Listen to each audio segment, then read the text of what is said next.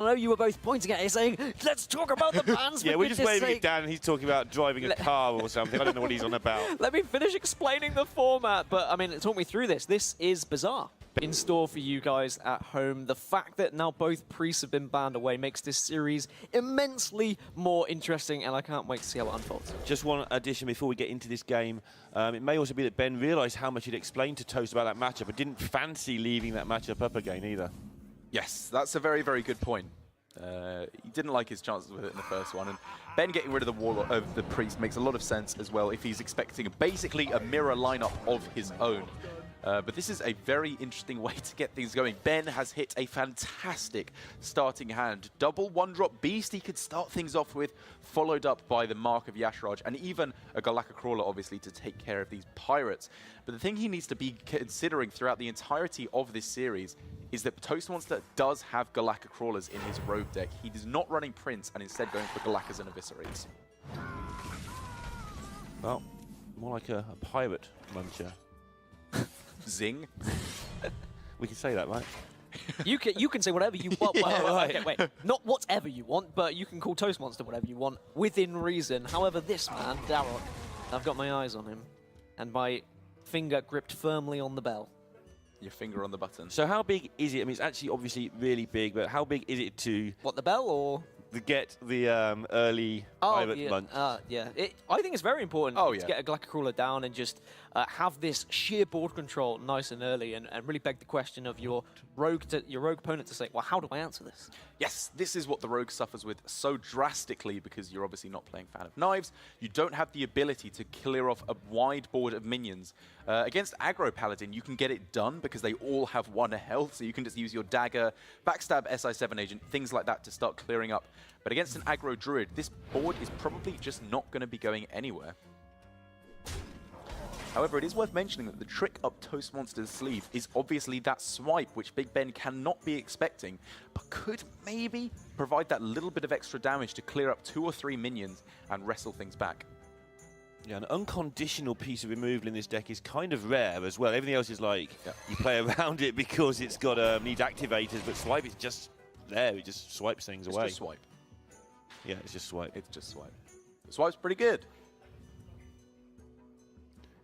So Ben has an option. I mean, he's so many ways here to go incredibly wide. It's just a case of how he wants to do this. It's true, he can go incredibly wide, but all of the widest boards he can make involve throwing down a pirate, and he's just so afraid of that Galactic Crawler because he appreciates how far ahead he is in this scenario. So he thinks, do I actually ever need to play the Bloodsail Corsair in this game? Or at the very least, can I play it when I'm so far ahead, it doesn't make a difference? And because of that, I expect to see him not playing the Bloodsail Corsair in order to get the widest buff, just because he's so afraid of crawlers from his opponent. He could not buff anything this turn if he wanted to as well. He could literally just go wide on the board with these 1-drops and say, actually, after I've cleared off the Tar Creeper, I'm going to be okay. I don't think he's got anything that can clear any of these minions, and then I can go crazy buff next turn. Yeah, like my New Year's resolution. I can just get crazy buff. That was it. Yeah? Yeah. I'm looking forward to seeing that, actually. Me too. Let me tell you, mate. Me, along with your partner, are probably looking forward to you getting buff and stop being a little bit tubby. Okay, well, that was 100% unnecessary. I'm just glad it's not aimed at me for once. I mean, I don't know where to go. I was going to say that's the elephant in the room, but that's actually even that's even ruder. I'm not that big yet. But Toastmonster wrestling back as well as he can against this board, and he's actually doing, for the moment, a remarkably good job of it. Bouncing back the Burglar here, what's his reasoning of going for this? Does he have to activate the Elven Minstrel on the following turn, or is he that afraid of a second Galactic Crawler? Maybe he wants to tell Toastmonsters, stop buffing your things. I'm going to kill them with this 0 cost plus a 5. I'm going to Vile Spine things. Very good point. Yep. I think it's not that, but it's part of what he's done as well. Spine, yeah. I don't think we see enough of that in Hearthstone. I don't think we see enough bluffs nowadays. I think that those kind of intricacies are amazing, and I wish that that would happen more often. If that is something that Toastmonster's doing, then amazing. I love it. Yeah, I feel that it's just an opportunity where he wants to use it on the Minstrel, really, but he might as well have the opportunity to bluff while he's at it. I don't think it just came about in due course. And this play from BigBen, I absolutely adore, of saving back the Pirates until he's in such a dominant position that Galacticrawler will not make a difference. He's played +7/+7 for 1 mana, some of which has charge. That is beyond all realms of acceptability. Yeah, and he said he did that in the upper bracket final against Toast as well, where he did play a Pirate, a Swashbuckler, left it up, and he's like, well, if you want to crawler that one, I've got an 8/8 Edwin. There we go. Good luck to you, because I don't care. And this is the exact it's a similar situation, the exact same reasoning. Exactly. And this is the best way to play around stuff. It's to realize, yes, I'm giving him an activation for it, but I win anyway. It's in the same way you can leave up a target for Bone Mare if you're going to win no matter what anyway. You need to realize just how you're winning the game, and this is definitely going to be leading to a victory. It looks like Toast is going to keep back this 0-mana Swashbuckler just as an activator for something as well. By the fact he didn't play it to start with, you would definitely play it first if you were going to be playing it this turn. Good point. I'm just not really sure what he was anticipating doing. Obviously, the only activator combo he had was Elven Minstrel, but going Swashbuckler Elven Minstrel is 10 times too slow to be able to pull back any kind of a resemblance of board control in this position. I mean, maybe he felt he needed to top deck the Vast Bind to have a chance. Maybe he just felt, I'm playing for my 2 outs in my deck. Or maybe it was just saying, I need to get Starfall off of this Swashbuckler on the next turn if I'm going to pull it back. It's stuff like that, because obviously he's so far behind that he needs to be making weird plays. And I can see why he'd go for it. Just one off lethal now for Ben as well. Just putting Toastmonster so low, and we're going into turn 6. He doesn't have a Bone Mare opportunity. I think this is gone. Yeah, just brown bread. Trying to think of what could wrestle this back for Toastmonster. Something like Fate Spinner got here, and then you eviscerate your own thing. There's not even the mana for that. It's silly stuff like that that could clear the board. But it's just not available, so it's going to be game 1 going to BigBen with his aggressive Druid This deck. just helps the confidence of Ben as well. I spoke to him earlier and I was like, is this going to be an M&M final? Are you going to be facing Mysterious? And he was like, yeah, probably, but either way, it's just going to be a quick final anyway, because I'm going to win. And he was like, why? And I was like, I said, why? He said, I am the best player. That's why I'm in the grand final. And I'm like, all right, I love that. I love the confidence. And it's not... Made him ever again. Oh, and here we go then. All right. See you in a couple of hours. I mean, yeah, I'll let you guys cast this one. I'll be right back. Okay, so here we see the first Control Warlock mirror of the tournament. Toastmonster throwing away everything that isn't Blood Reaver Gul'dan, and that tells me a lot about his strategy, because obviously we're not expecting a Q block, I would say, in this particular matchup, because it seems like most players have agreed that Control Warlock just to completely shut out aggro is the way to go. So given that he can't find Skull of Manari and Doomguard, things like that, what is he looking for most of all in this matchup? I mean, yeah, you just summed it all up pretty much. He's just looking for that Gul'dan, I think. Ben has kept the Lackey, so interesting to see if he does get anything from that that's of use, because you can try and get a little bit of pressure out of it, and at least force your opponent to do things. Maybe there's an Azoth that he gets going by getting the stuff out of his deck. Yeah, I can respect the keep of Possessed Lackey, because given how bad the vast majority of your deck is in this matchup, it's definitely one of the better cards. Just pulling out a Void Lord early to protect yourself, deal a little bit of damage, makes some sense. But depending on how they've teched their lineup, I think is going to change how this matchup goes. Because if both of these players have Rin, they're just going to be looking to find that as on curve as possible, or as early as possible. And if not, maybe they just slow down with the tapping altogether. Yeah, it depends what there is. If there's an Azoth available as well, might be a thing. Like you say, if somebody's got Rin, that's a thing. Maybe they have... maybe there's a Gnome Feratu in there somewhere. Yes, that is very, very possible. In the Taiwan Major, obviously Fiber and Purple put single or double Gnome Feratu in both of their decks to completely dominate the mirror. I don't expect to see that necessarily from both of these players, because they both obviously started out by banning Warlock at the start of the tournament, so maybe they haven't teched quite so aggressively to counteract the mirror. No, I doubt either of these players would have been expecting any mirrors at all this tournament, just because that was the game plan. I think it's only the fact that they've played each other already that we are even in this scenario. And it's a double final thingy. So we've got Yeah. Gul'dan on either side. And another thing that's actually worth mentioning about not banning Warlock at the start is Zoo and Control Warlock are so vastly different in how you play against them that if you have no information at the start, you just want to get rid of that, because you will just kind of lose if you mulligan incorrectly. And so how likely are we that we are going to get to fatigue this game? Is that something that these players have to be considering? Drawing cards, even pulling cards out from Possessed Lackey, for example? Right. I mean, you end up with 3 9s trying to smash into other 3 9s, and it's just not pretty. Yes, in the previous meta, certainly it went to fatigue basically always.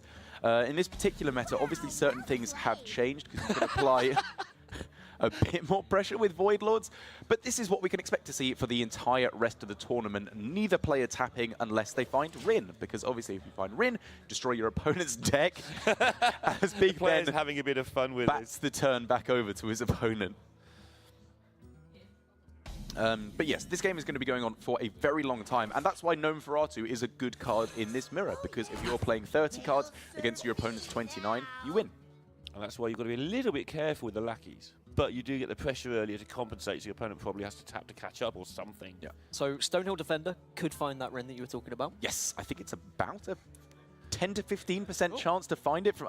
Is this another quote I can write down? This is not another quote. This is what I read on Twitch chat once randomly. Right. That means it's right then, right? Yeah, that means it's 100% right. Hang on, you're still here.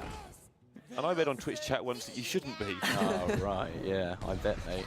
I'm still wondering why Ball Control's not here, to be honest. Yeah, they actually like it. Aren't we all? Aren't we bloomin' all, mate? Yeah, but in this particular matchup, as we said, not all too much has changed in terms of the amount of pressure that can be applied. It's about finding Rin if you have it, and if not, you just don't have a Rin condition. You don't have a Rin condition, exactly. You get one.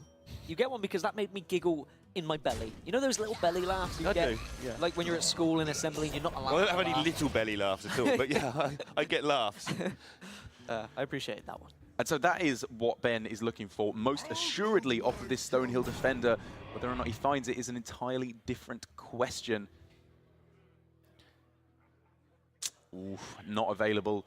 This is not really what he's looking for. As a consolation prize, Void Lord to be summoned back from Gul'dan might have been a little bit more tempting, but none of these are very good whatsoever. Really interesting that normally you take a small thing that you can just piddle onto the board and hope for the best. It was block things up, but the Bog Creeper actually something to try and get through those Void Lords, at least try to make an impact. It warrants an answer. That will probably bait a Siphon Soul, I would imagine. That's so now for Toastmonster, he can smack his thing into his opponent's thing. We end up in much the same situation as, okay, yeah, he Mortal Coils not on the dying minion, which and that sets out where we are at in this game. He doesn't want to draw cards. Yeah. We're going to be here a while. But it's good. The thing why I'm appreciating this game is because we've spent the whole tournament looking at Priest mirrors and how the Priest and how people play Priest, and there's been the discussions of how much Warlock have actually people played leading up to this tournament. If they expect it to be banned, have they been practicing? Ball Control rightly answered saying, yes, if they're bringing anything, they should have practiced it, but Ball's would they have practiced got a lot more time to practice. I mean, you can't practice more than 2 of these in a day because each game takes 12 hours. That's true. So you've got to sort of draw the line somewhere. But no, realistically, you don't need to play it many times either to learn what's going on, because it fairly quickly becomes apparent that no one can make any progress. But like you say, they're not all ball control. They don't all have 16 hours a day of intense Hearthstone time. That's true, but Toastmonster here, I would say, making some plays that are debatable, using quite a lot of resources just to keep his opponent's board clear. Whereas very often in this matchup, having a clear board from your opponent doesn't really matter. Are they important resources, though? Is he making space in his hand to have stuff to be able to actually hold on to for later? So that's the next level of things to bring up is, yes, Defile and Hellfire are not particularly good cards in this matchup, but maybe they could find a use. After a N'Zoth comes down, after a Blood Reaver Gul'dan comes down, maybe just having the ability to clear off your opponent's board could be pretty necessary. But where I'm going with that is if there's a handful of not very good stuff going on in your hand, maybe you want a bit of space to store some of those things. But he doesn't really need space because he's not drawing cards for the rest of the game. Hand space is not that important in this mirror. Okay.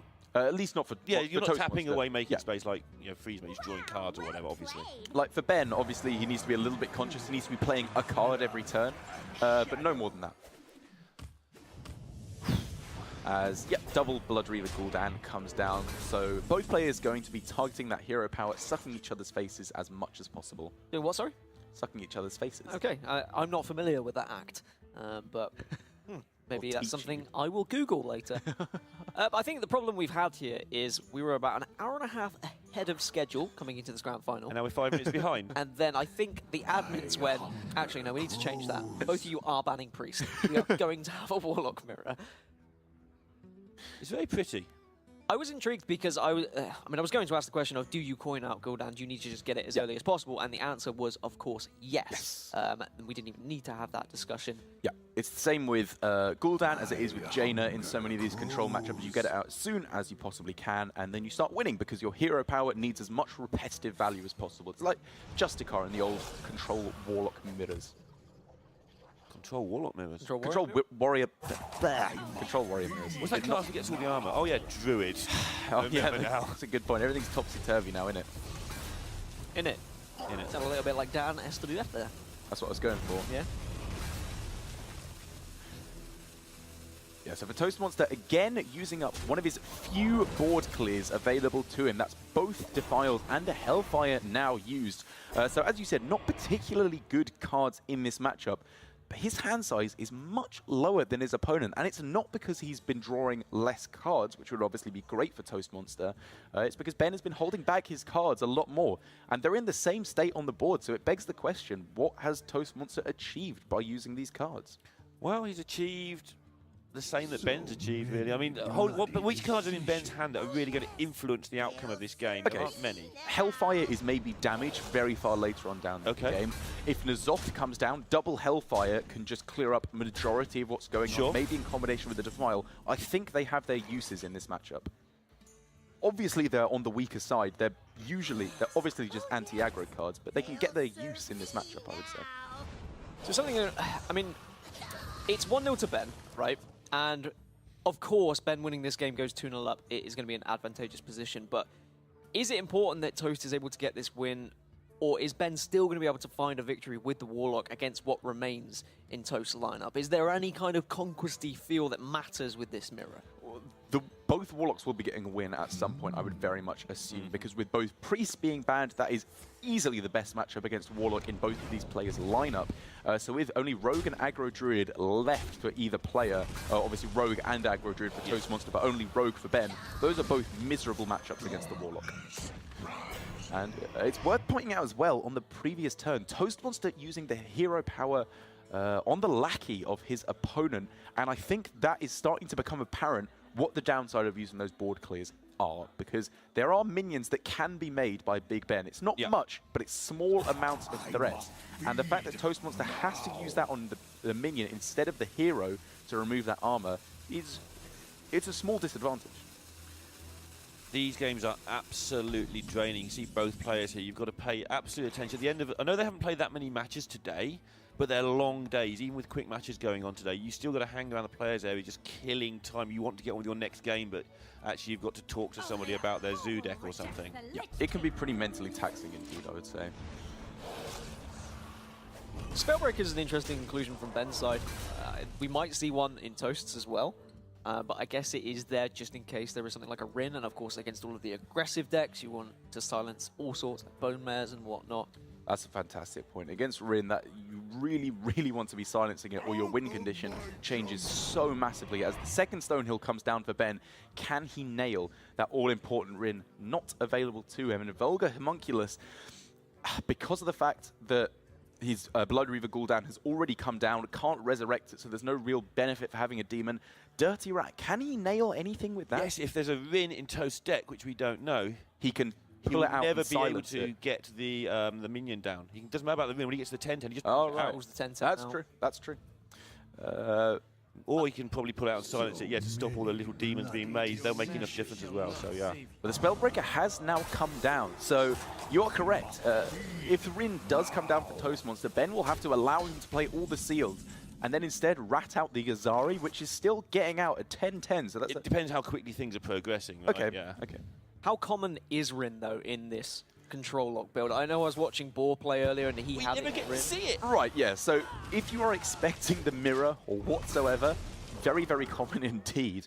But I don't think these players are necessarily expecting the mirror, so I'd be I agree. very unsurprised if it's not in this So deck. N'Zoth for Ben is going to allow him to get some pressure going on. This could be where those cards you've been talking about that Toast was using freely could actually come into play. Most certainly, because still at this position, it's more or less even board state, because the hero power will make quick work of any advantage that Toastmonster currently has.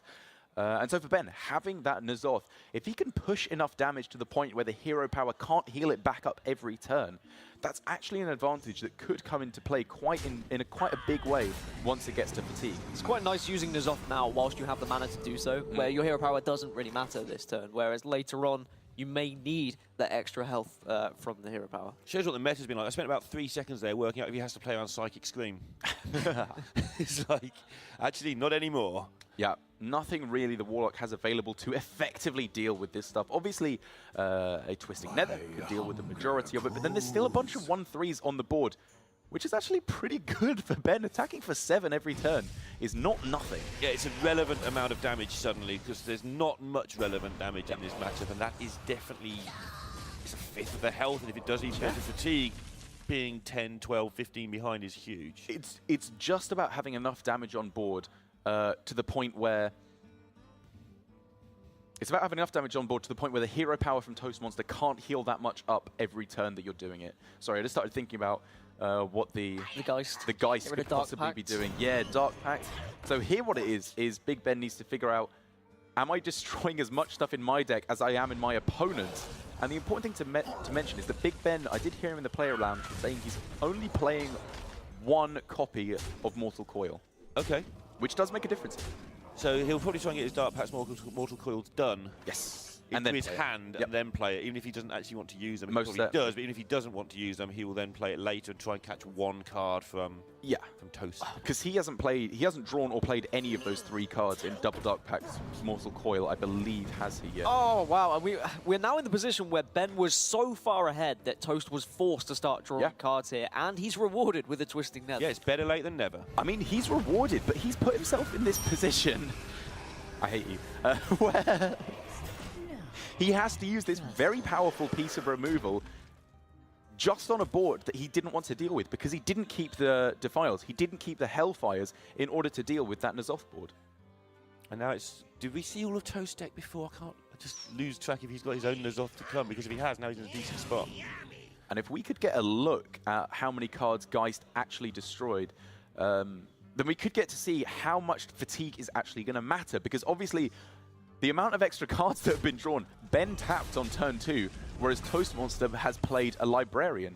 So they're still even. It's only really the difference in Geist, I believe, that will affect this matchup.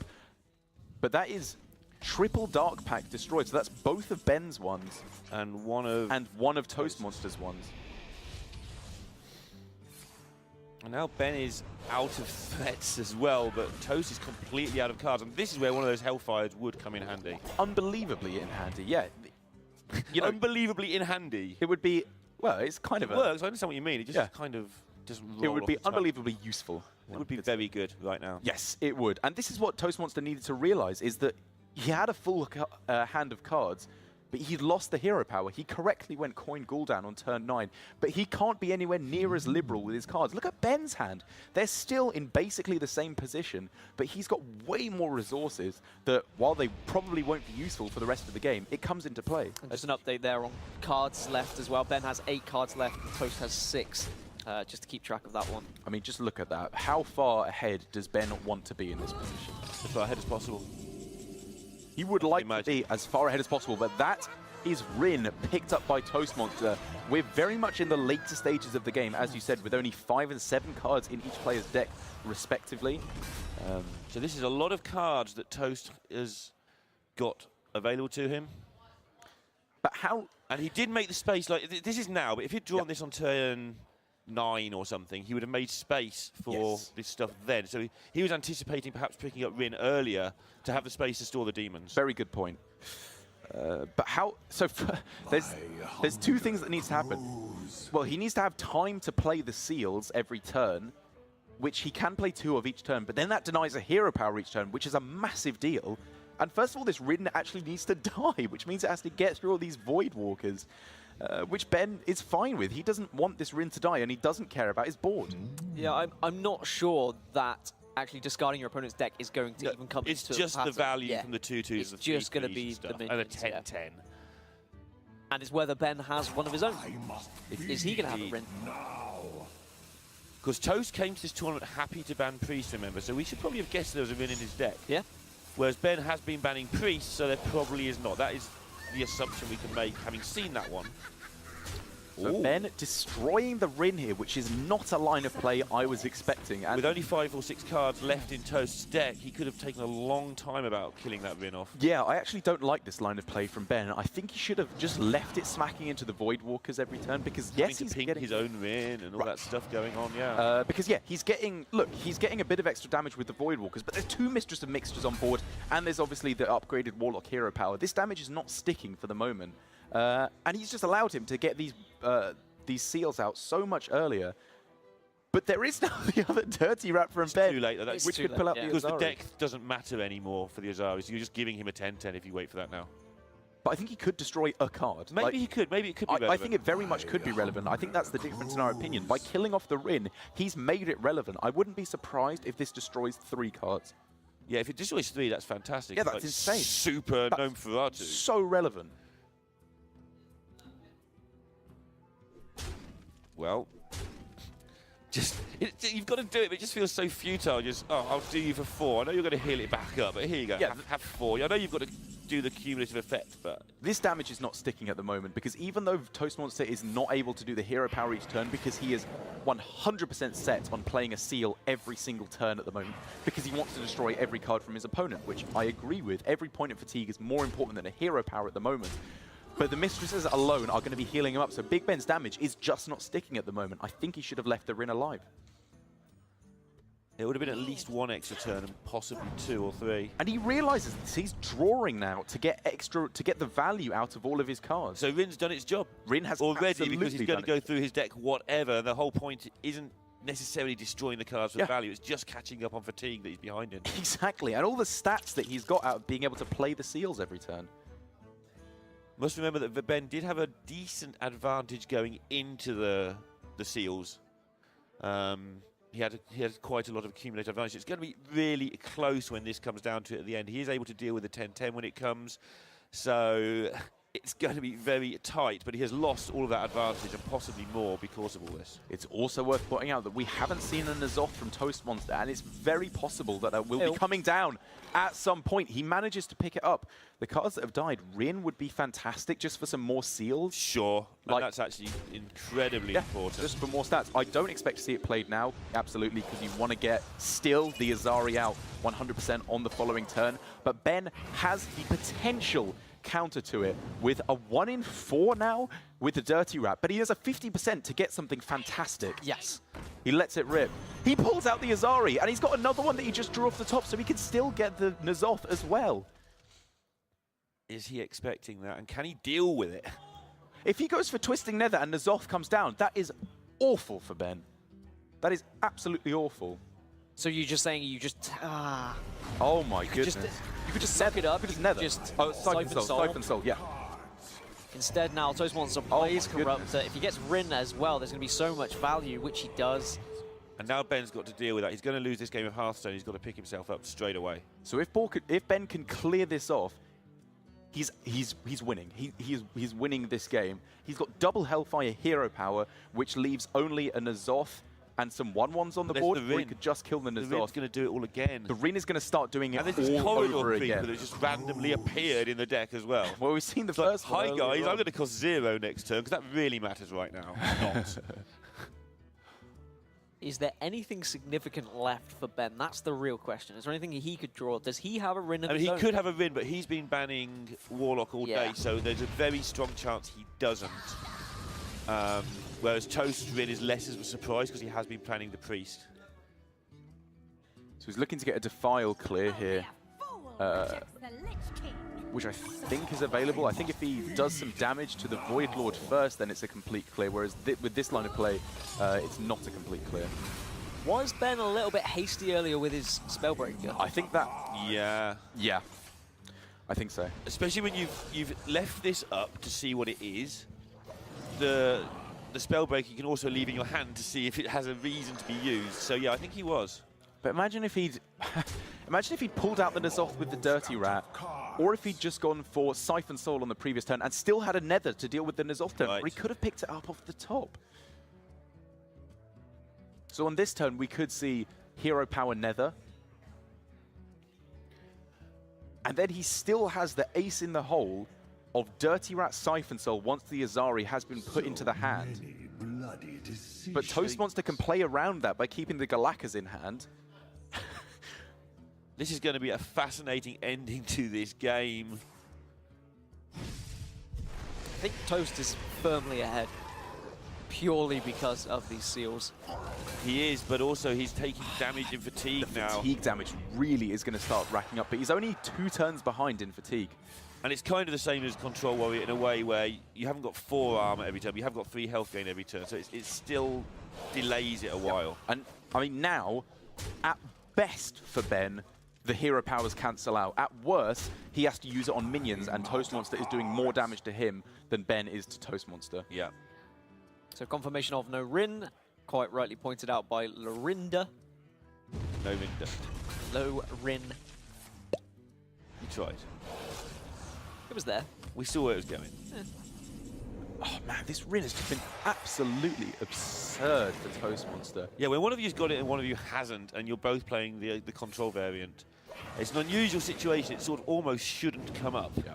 But that's to Toast's credit. He worked out this strategy where you can actually ban Priest, and it's working out for him here. But obviously, don't forget, this is still only going to be 1-1 anyway, and even if Toastmonster wins this, they go to a second set, and Ben can ban the Warlock if he wants to. Now he's investigating what it's about. I mean, the removal just is not there for Ben. He will have to use the Twisting Nether, probably on... Okay, well, he's going to have to go Dirty Rat into Twisting Nether. Toastmonster is not playing around that combination of cards because he's playing the Galactic Crawler. Oh my god. Anyone got any quick maths to work out who wins this? There's the 50-50 to pull out the Azari.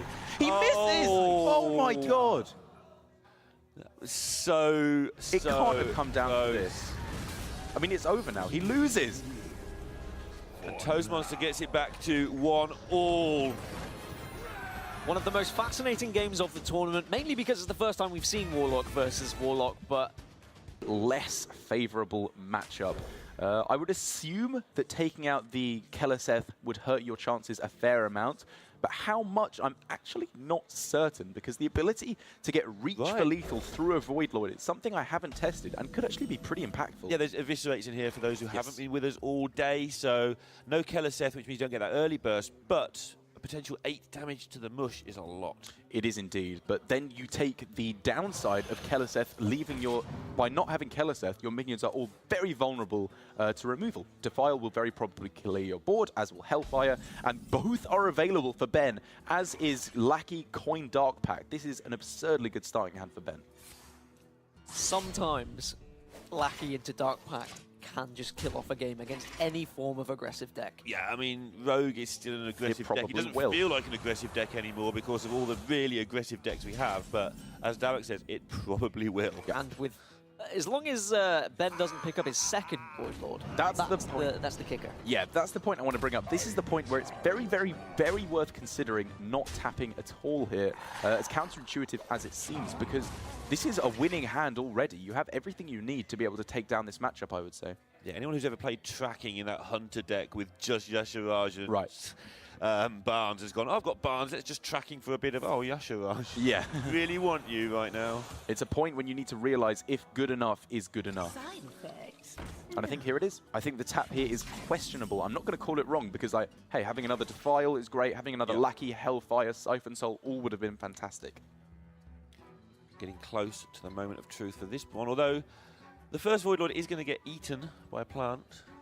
Yeah, the Vast Spine's there, but then you've got the 1-3s also that are on the board. You've got a few more turns to survive with Hellfire, and then you're just playing your N'Zoth anyway, and you can bring another one back. Yeah, and the one that's actually in your hand on 9, N'Zoth on 10. That seems quite rude. And this was the situation we spoke about during the mirror. We said, when the Warlock goes up against one of the other decks, how comfortable are they going to be anyway? The answer was pretty comfortable, and we're seeing why. BigBen sitting back, wondering, how do I meter this out best of all? He can obviously just go Hellfire to be able to clear off most of the board. He could go Lackey into Defile to clear off the same amount of board, actually. But Instead, he's getting out this Lackey a turn earlier, So that was hoping him to thinking, clear the is there a board. Spellbreaker? He's trying to remember exactly card for card what he's up against there. Good point. Presumably that means there isn't one, because I don't remember if I've watched a lot of decks this weekend. Oh, I'd be very surprised if there's Spellbreaker Exactly. on this list. Yeah. Toastmonster was going in with a ban Warlock strategy. And so now for Toastmonster, because the clear didn't come down on that turn, he doesn't have the ability to go Creeper into Valspine at the moment, which is kind of unfortunate. But he could trade off 2 of his guys, it would bring down to 1, and then he could just sacrifice the remaining Firefly into the Void Lord and then go Corridor Creeper Valspine. Although obviously Backstab is available if you don't really want the 5/5 right now.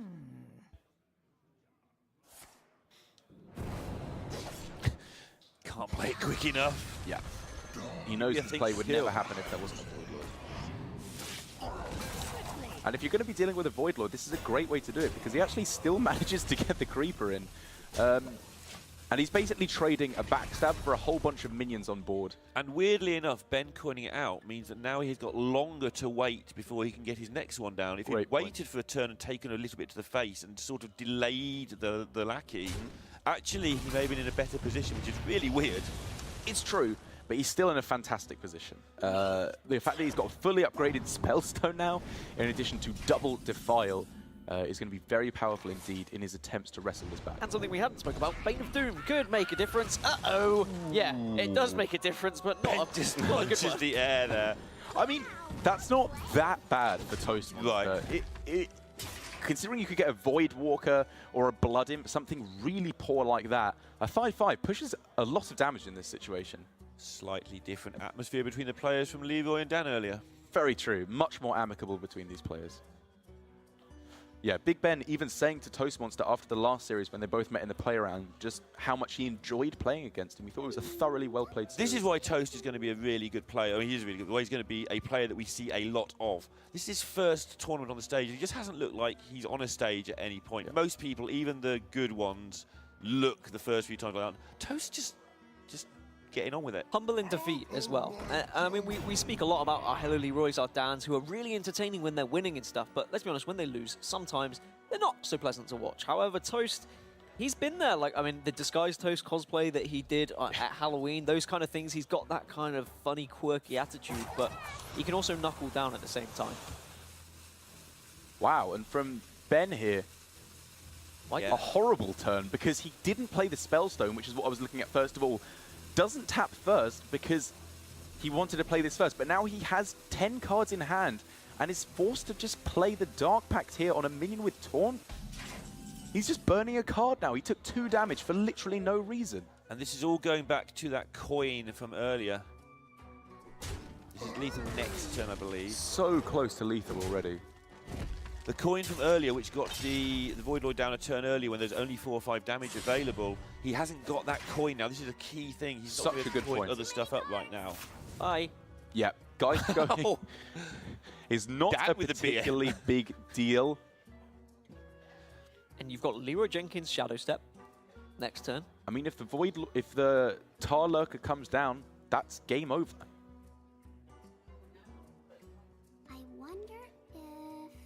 BigBen needs to find a way to clear board as well as heal up. So I think it's going to be the Zealot Dark Pact and probably the greatest healing Spellstone as well. Well, that's a good start. Yeah. Oh no, it's game. Ah. And he doesn't manage to get anything else down, though. So just with the Shadow Step, it is enough, and Toast flips this series on its head and takes a 2-1 lead and is 1 game away from resetting the whole grand final and taking us to a second series. Coming from the lower bracket, that's what you mean by resetting. If he wins this, he has to do it all again, but he's looking like he's going to have a great chance at winning this now. That's absolutely right. But for Ben, he has lost 2 games in a row with his Control Warlock, but now he's up against the Aggro Druid. This has to be one of the better matchups for him. Every single card in the early game. Yeah, sorry, man. So here is that aforementioned aggressive Druid deck. a very, very fantastic start, actually, for Toastmonster to get things going. 1-drops, Mark of the Lotus, and Corridor Creeper to back it up as well is amazing. But for Ben, an equally fantastic hand, as Defile will almost certainly be able to clear off the first wave of whatever Toastmonster is trying to do. And once again, that Lackey waiting in the wings to pull out a Void Lord. Are you okay with the Librarian being played on one here? Obviously, you're indicating it should be saved for Defile. Potentially. That's what I'm saying. Do you mind, or is it okay? I think it's fine. I think it's good. It fights back against a minion on turn 1. If you're killing off anything that doesn't get buffed by Mark, you're happy. And it's going to cycle you through to better cards anyway. I think you're right. I think it's difficult for the Druid to play around the Defile, but it does sometimes do this, which gets you out of the range of that first thing. But he's got the Mortal Coil now as well. Yeah. Enables him to mess around with it a bit. Doesn't actually allow him to mess around with it that well, though, because just Mortal Coil Defile would not get the job done quite yet. But I think he's very happy to just go with the Stonehill Defender on this turn, probably the Homunculus, I would imagine, and then follow up with double Defile or just single Defile if that will get the job done. Yeah, if you're wondering about the Homunculus, you just want to play things. This game might not go 7 turns. If it does, you've probably won. So let's get those taunts down while they're actually influencing the outcome. I quite agree. Talking about this double Defile, but yeah, where's it? How's that going to work? Yeah, right now, not looking all too good. But even then, his turns are still pretty good. Just going for Mistress Homunculus isn't that bad. You scared of Savage Roar? You are scared of Savage Roar. That's a true fact. I mean, I spend most of my time scared of Savage Roar anyway, but in this particular instance, yes. I think you should talk to your wife about I was going to make the same comment. Are you calling my wife a bear? But I've met her, and she will kill me. Or a wolf. She's quite clearly a man. Exactly. It's my husband. Thank you very much. I'm glad she's not here. Me too. Hi, Rachel. So, everybody just staring at the screen? Yeah, just trying to figure out what to do with this mess. How did it go so wrong? Well, similarly to the last game, it looked like it was a good spot for Ben, but actually we probably ignored how good Toastmonster's start was. The double Lotus, just being able to take him out of range, the Mark of the Usherage, of course. And it's worth bringing up your point again, Lorinda, the saving of... oh my goodness! Is that just lethal? That's 8 damage plus 6, 14 hero power. It's 1 off, I believe? Don't have the hero power. Can't hero power. Oh, you can't hero power. 2 off then. Okay, my mistake. But going into turn 5, if Toast can keep his board alive, and he knows he's got to play around Defile, he knows that Ben thought he had a way to clear this because of how things played out. He's got to be so careful, because with the Mistress on board, even though you're 2 off lethal, that could go wrong instantly. So he is going to get this done now, and I think this is correct. Just make sure that Defile can't ruin stuff. Couldn't find a way to make it work. There's almost always a way to make it work. I mean, I think Defile will ruin everything now for Toastmonster, is what I think is going to happen. I mean, it can. Double coil. Coil double Defile. Still doesn't actually get it done. Oh no, it does. Coil double Defile would clear this board. Coil double Defile gets it done, but Toast has tiptoed around most of these options so well. Or even Lackey double Defile. Playing around Defile is incredibly hard. Yeah, that Lackey's there. So Lackey double Defile, I think, is probably better Lackey because Mortal Coil upgrades the Spellstone. Yeah, Lucky Coil Defile. Okay. Would be the most optimal. And this is why I was talking about keeping potentially, this is what I asked at least. With Librarian, we're both calling it Lackey, we're both going crazy. It's so worth considering, I agree. Or this, even better. And now gets the armor back. And now it's kind of over in Ben's favor, as if by magic it's turned around so quickly. The Corridor Creeper obviously gets eaten up by the Spellstone, and in a couple of turns, Possessed Lackey comes down, and then I just fail to see how Toastmonster's going to win.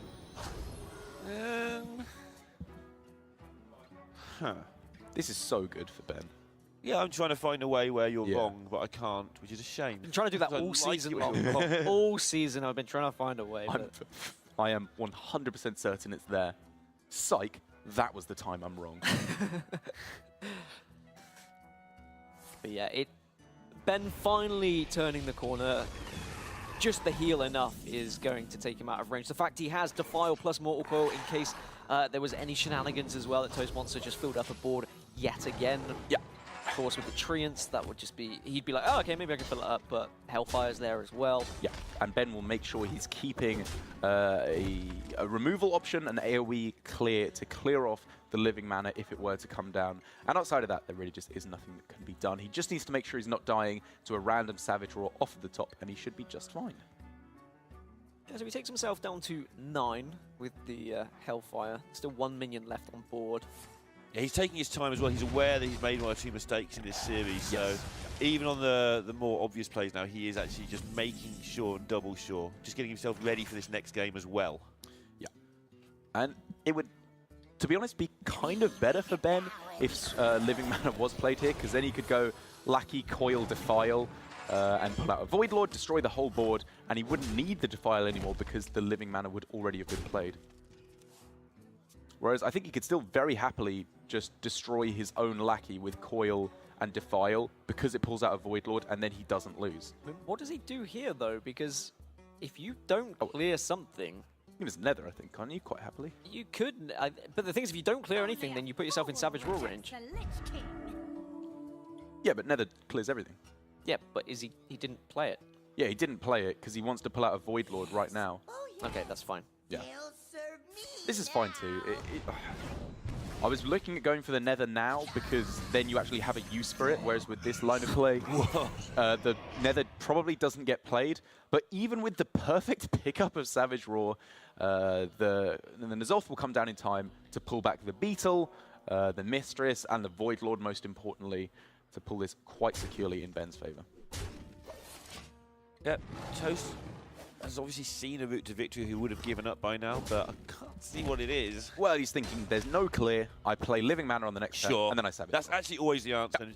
If you look up stats for Living Mana's win percentage, it's really, really low because it just ruins the deck because everyone hangs on just in case Living Mana. So it's one of those cards that is actually just played so often in this situation when you've already lost because you don't know you've lost. Right, of course. And there, with Power of the Wild, I think it's probably going to be a concede from Toastmonster in this turn or the next, and that will be bringing it up to 2 games apiece. Ben will be 1 game away from being the champion of this season of the Prem, and Toastmonster will be 1 game away from taking it to a 2nd series to become the champion. I don't know if it is an instant concede, because if you do win the next game, you go into another series, you might want to... Oh, wait, has he seen the whole deck? I think he has seen the whole deck. He's seen the whole deck. I was going to say, if he hasn't seen any of the cards, then I can understand him still just playing it out. The main important thing is he knows there's no Rin, because that's kind of the biggest tech decision that could change how he plays. But there we have it. Going to a Game 5 then in the Grand Final, and I think it is what it deserved. If Toastmonsters take the victory, we reset once again, and we go into another game, another best of 5. Digital Warfare taking on M&M. Yeah. Look at both of those starts as well. Yeah, Kellis available for Ben, but also the early aggression from Toast is right there. Yeah, it's going to be a quick one, however you slice it. Bone Mare is not a particularly strong card quite yet, although maybe that could provide the final push you need to lock out this game. But it's looking like it's not going to get anywhere near to that point as Toastmonster picks up one of the most explosive hands I've seen in a very long while. Yeah, the Kellis set's weird here, right? It's just going to have like 3 turns of impact, which might be enough. That's it's not going to have many. Yeah, Patches is the difference. It could just buff Patches and it would almost be worth it, to be honest. This is just ridiculous, though. Yeah, this is absurd. The fact that you've got the follow-up of a Savage Roar at some point as well, after you're going this wide, you already said it yourself.